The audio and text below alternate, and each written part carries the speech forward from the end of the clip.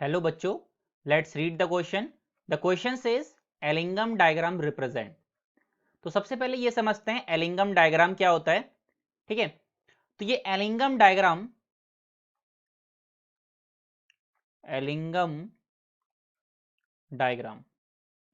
ये बेसिकली एक रिलेशन है, और हम ऐसा भी कह सकते हैं ये एक ग्राफ है जो कि हमारा प्लॉट किया जाता है between the temperature and the stability of the compound.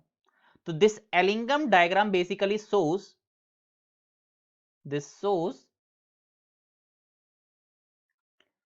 the temperature dependence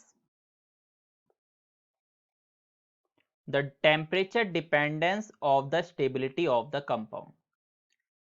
Dependence of the stability of the compound.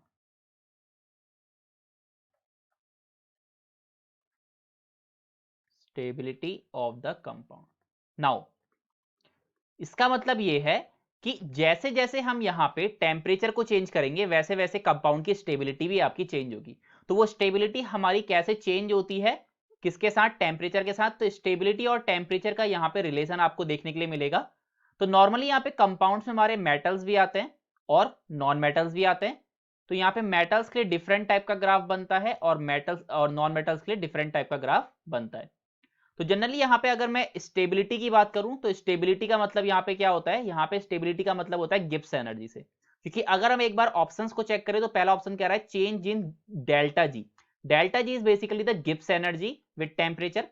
Second option is delta H. Delta H basically heat का हमारा बताता है। तो हीट मतलब बेसिकली कि रिएक्शन एक्सोथर्मिक है या फिर एंडोथर्मिक है with temperature. Third option is change in Gibbs energy with pressure. भैया हमने अभी एक चीज देखी, ये टेम्परेचर के साथ डिपेंडेंसी बताता है, तो थर्ड ऑप्शन तो आपका हो ही नहीं सकता, that is a false answer. और जो फोर्थ ऑप्शन है that is change in delta G minus T delta S with temperature. तो delta G minus T delta S मतलब क्या होता है? इसका मतलब होता है स्टैंडर्ड गिब्स एनर्जी।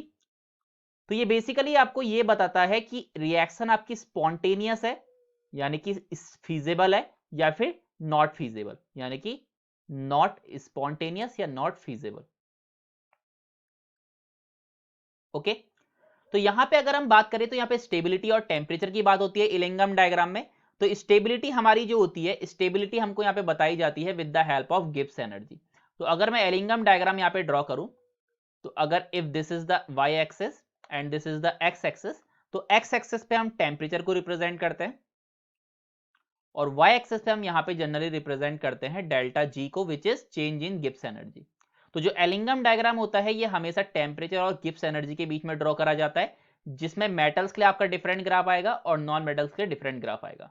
तो अगर ऑप्शंस चेक करें, so we can read the first option that is change in delta G with temperature, which is the correct option for this question. So the correct option for this question is option number A. I hope you understood it well. Best of luck.